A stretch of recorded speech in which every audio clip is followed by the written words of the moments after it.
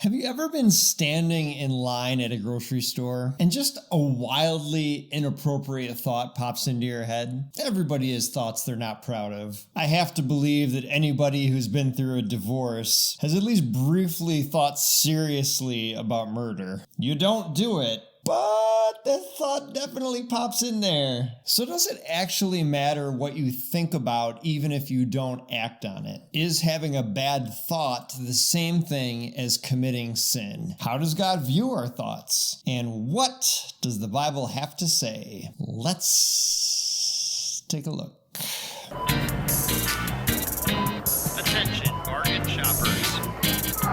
So when it comes to our inner thoughts, first of all, God knows them. Psalm 139, 1-4 reads, "You have searched me, Lord, and you know me. You know when I sit and when I rise. You perceive my thoughts from afar. You discern my going out and my laying down. You are familiar with all my ways. Before a word is on my tongue, you, Lord, know it completely." So God knows us intimately. And when we consider our spiritual lives, we oftentimes prioritize good behavior because this is the thing that everybody sees. But Jesus famously dismantled this "it's fine as long as I don't do it" argument in Matthew 5:28 when he says, "But I tell you that anyone who looks at a woman lustfully has already committed adultery with her in his heart." Here he equates looking at a woman with lust to the act of adultery. Kind of a big deal. In order to understand this, we have to look at the Hebrew concept of the heart, lebab, which was seen as the seat of intellect and will, not just emotions like we would think about it today. So if we look at it through this lens, the mind is not some private sanctuary that we have. The Hebrews would have looked at it like a public square where God is the audience. And if you think about it, every skyscraper,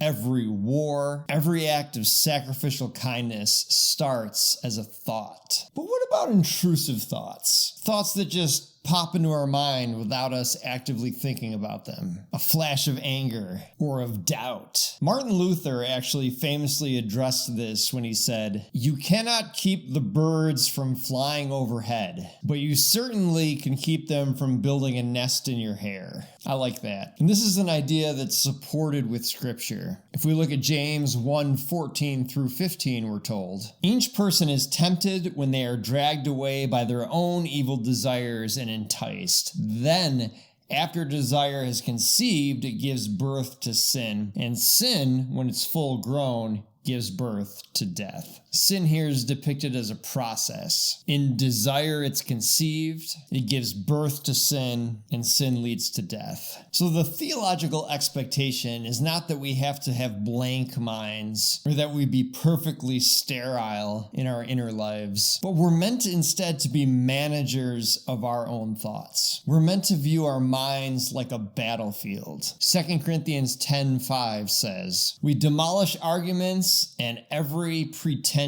that sets itself up against the knowledge of God, and we take captive every thought to make it obedient to Christ." This implies an active, almost aggressive stance towards managing our thoughts. We're to act as guards over our own consciousness. If we have a thought of anxiety or self-hatred or malice that shows up, we don't let it wander freely around. We're to take it captive, take control of that thought, and make it obedient to Christ. And the Bible talks a lot about transformation, renewal of the mind. We're not meant to just not have these thoughts, but we're meant to replace them with good ones. If we look at Romans 12:2, we're told, "Do not conform to the pattern of this world, but be transformed by the renewing of your mind. Then you will be able to test and approve what God's will is, his good, pleasing, and perfect will." We are meant to be the stewards of our own minds. God understands that we're human and we can't control every thought that pops into our head. But we do have a choice whether to indulge that thought, whether to let it freely wander around our minds, or replace it